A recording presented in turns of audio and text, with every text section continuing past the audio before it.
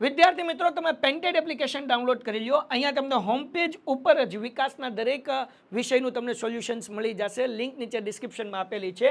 અને તમારા માટે ખાસ અમે લોન્ચ કરી રહ્યા છીએ રેપિડ રિવિઝન બેચ, જેની અંદર ગણિત, વિજ્ઞાન, સમાજ, ઇંગ્લિશ આખું રિવાઇઝ કરાવશું કે જેથી એક મહિનામાં તમે સરસ મજાનું રિઝલ્ટ ફાઇનલ એક્ઝામમાં લઈ આવો. અને સાથે માર્ચ મહિનામાં આપણે લોન્ચ કરવાનું છીએ પેપર સોલ્યુશન બેચ. તો હમણાં જ એપ્લિકેશન ડાઉનલોડ કરો. લિંક નીચે ડિસ્ક્રિપ્શનમાં છે. ચેનલ સબસ્ક્રાઇબ કરો. નમસ્કાર વિદ્યાર્થી મિત્રો, આજના વિડીયોમાં આપણે જોશું વાર્ષિક પરીક્ષા 2026 વિકાસ અસાઇનમેન્ટ ધોરણ 9 સમાજ વિભાગ બી ચેપ્ટર 6. પહેલું, દ્વિતીય વિશ્વયુદ્ધ પછી મહાસત્તાઓ વચ્ચેના સંબંધો શાથી તણાવપૂર્ણ બન્યા. દ્વિતીય વિશ્વયુદ્ધ પછી અસ્તિત્વમાં આવેલી પરસ્પર વિરોધી વિચારસરણીવાળી બે મહાસત્તાઓ અમેરિકા અને સોવિયત યુનિયન વચ્ચે સમગ્ર વિશ્વ પર પ્રભુત્વ સ્થાપવાની તીવ્ર સ્પર્ધા શરૂ થઈ. પરસ્પરની શંકા, કુશંકા અને અવિશ્વાસમાંથી જન્મેલા ભયને કારણે બંને મહાસત્તાઓએ પોતપોતાના લશ્કરી જૂથો બનાવ્યા. વિશ્વના મોટા ભાગના દેશો એક યા બીજા લશ્કરી જૂથમાં જોડાયા. વિશ્વ બે સત્તા જૂથો અને લશ્કરી જૂથોમાં વહેંચાઈ ગયું. સત્તાનું અમેરિકા અને રશિયા આ બે ધ્રુવોમાં કેન્દ્રીકરણ થયું. દ્વિતીય વિશ્વયુદ્ધના અંતે જગતમાં એકલું અમેરિકા જ અણુબોમ્બ જેવી વિનાશકારી શસ્ત્ર ધરાવતું હતું, પરંતુ ઈસવીસન 1949માં સોવિયત યુનિયને સફળ અણુ અખતરો કરી પોતાની તાકાતનું પ્રદર્શન કર્યું. અરસપરસના ઈરાદાઓ માટે ભારે શંકા, કુશંકા અને અવિશ્વાસોના કારણે બંને મહાસત્તાઓ વચ્ચે મહાવિનાશકારી શસ્ત્રોના ઉત્પાદનની તીવ્ર હરીફાઈ શરૂ થઈ. ઉપર્યુક્ત કારણોને લીધે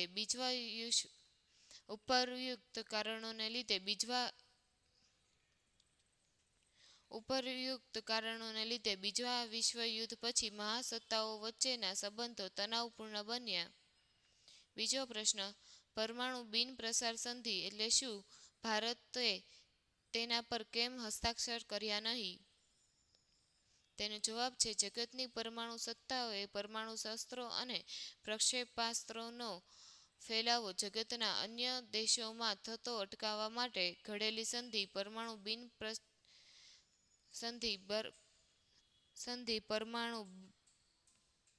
બિન પ્રસાર સંધિ તરીકે ઓળખાય છે. પરમાણુ બિન પ્રસાર સંધિ પરમાણુ શસ્ત્રો અને પ્રક્ષેપાસ્ત્રો ધરાવતા મુખ્યત્વે અમેરિકા અને સોવિયત યુનિયન દેશો પર કોઈ નિયંત્રણ મૂકતી નથી.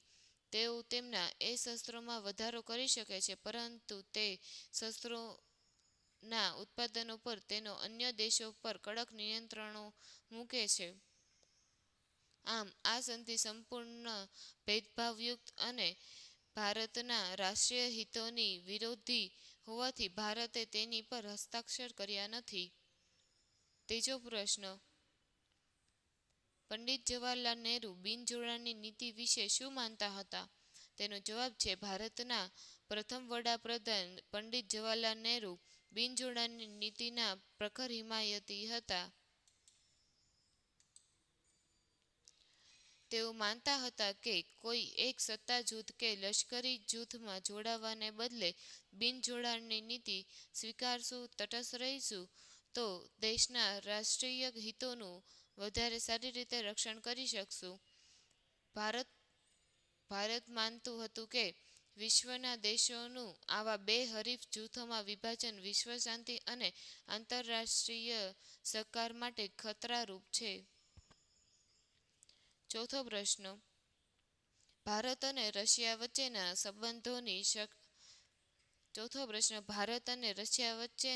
સંબંધોની સંક્ષેપમાં ચર્ચા કરો. તેનો જવાબ છે, ભારતમાં ભારે અને ચાવીરૂપ ઉદ્યોગો સ્થાપવા અને સંરક્ષણ ક્ષેત્રે સજ્જ થવામાં રશિયાએ આર્થિક અને તકનીકી સહાય કરી છે.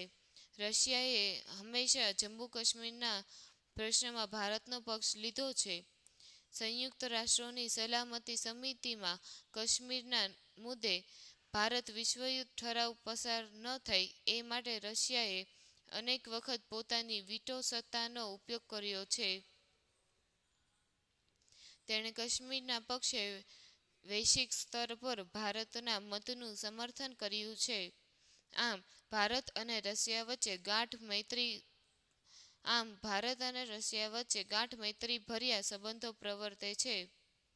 પાંચમો પ્રશ્ન, કારણ આપો. ક્યુબાની કટોકટી અને ઠંડા વિશ્વયુદ્ધ અંતે આરંભ તરીકે ઓળખવામાં આવે છે.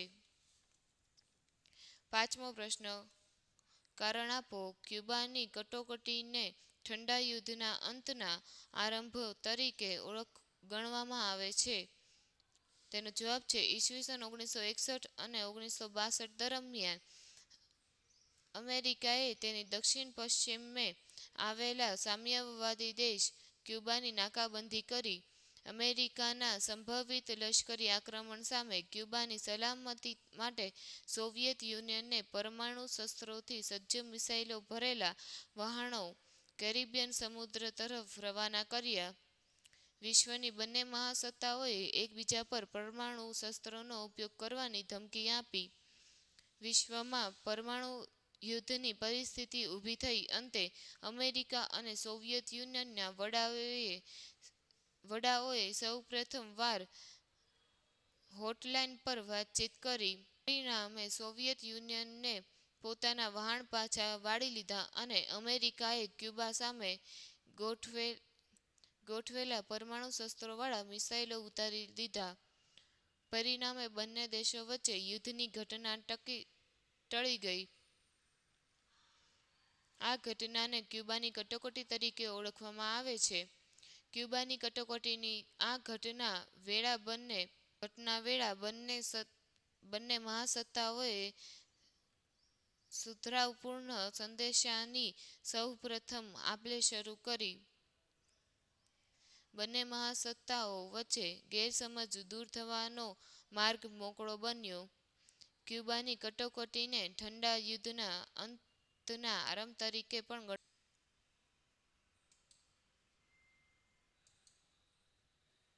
નમસ્કાર વિદ્યાર્થી મિત્રો, આજના વિડીયોમાં આપણે જોશું વાર્ષિક પરીક્ષા 2026 વિકાસ અસાઇનમેન્ટ ધોરણ 9 સમાજ વિભાગ બી ચેપ્ટર 6. પહેલું, દ્વિતીય વિશ્વયુદ્ધ પછી મહાસત્તાઓ વચ્ચેના સંબંધો શાથી તણાવપૂર્ણ બન્યા.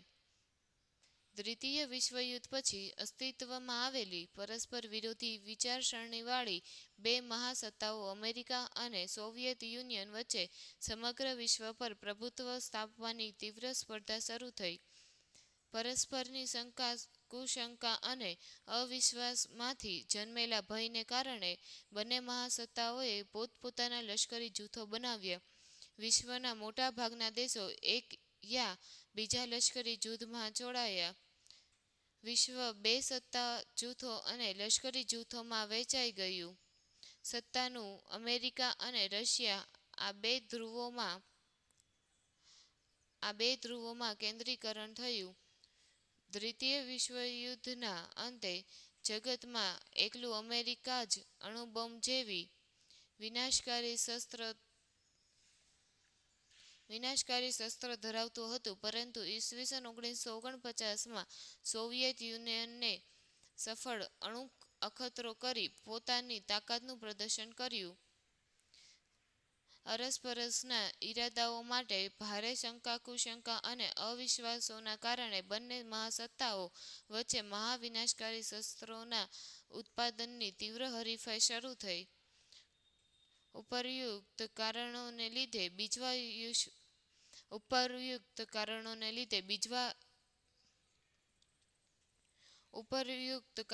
લીધે બીજા વિશ્વયુદ્ધ પછી મહાસત્તાઓ વચ્ચેના સંબંધો તણાવપૂર્ણ બન્યા. બીજો પ્રશ્ન, પરમાણુ બિન પ્રસાર સંધિ એટલે શું? ભારતે તેના પર કેમ હસ્તાક્ષર કર્યા નહીં? તેનો જવાબ છે જગતની પરમાણુ સત્તાઓએ પરમાણુ શસ્ત્રો અને પ્રક્ષેપાસ્ત્રોનો ફેલાવો જગતના અન્ય દેશોમાં થતો અટકાવવા માટે ઘડેલી સંધિ પરમાણુ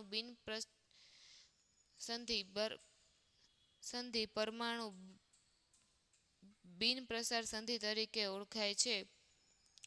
પરમાણુ બિન પ્રસાર સંધિ પરમાણુ શસ્ત્રો અને પ્રક્ષેપાસ્ત્રો ધરાવતા મુખ્યત્વે અમેરિકા અને સોવિયત યુનિયન દેશો પર કોઈ નિયંત્રણ મુકતી નથી. તેઓ તેમના એ શસ્ત્રોમાં વધારો કરી શકે છે, પરંતુ તે શસ્ત્રોના ઉત્પાદનો પર તેનો અન્ય દેશો પર કડક નિયંત્રણો મૂકે છે.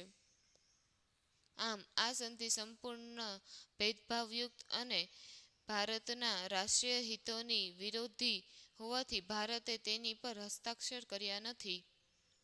ત્રીજો પ્રશ્ન, પંડિત જવાહરલાલ નહેરુ બિનજોડાણની નીતિ વિશે શું માનતા હતા? તેનો જવાબ છે ભારતના પ્રથમ વડાપ્રધાન પંડિત જવાહરલાલ નહેરુ બિનજોડાણની નીતિના પ્રખર હિમાયતી હતા. તેઓ માનતા હતા કે કોઈ એક સત્તા જૂથ કે લશ્કરી જૂથમાં જોડાવાને બદલે બિનજોડાણની નીતિ સ્વીકારશું, તટસ્થ રહીશું તો દેશના રાષ્ટ્રીય હિતોનું વધારે સારી રીતે રક્ષણ કરી શકશું. ભારત માનતું હતું કે વિશ્વના દેશોનું આવા બે હરીફ જૂથોમાં વિભાજન વિશ્વ શાંતિ અને આંતરરાષ્ટ્રીય સહકાર માટે ખતરારૂપ છે. ચોથો પ્રશ્ન, ભારત અને રશિયા વચ્ચેના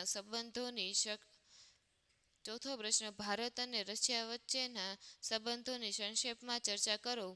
તેનો જવાબ છે ભારતમાં ભારે અને ચાવીરૂપ ઉદ્યોગો સ્થાપવા અને સંરક્ષણ ક્ષેત્રે સજ્જ થવામાં રશિયાએ આર્થિક અને તકનીકી સહાય કરી છે.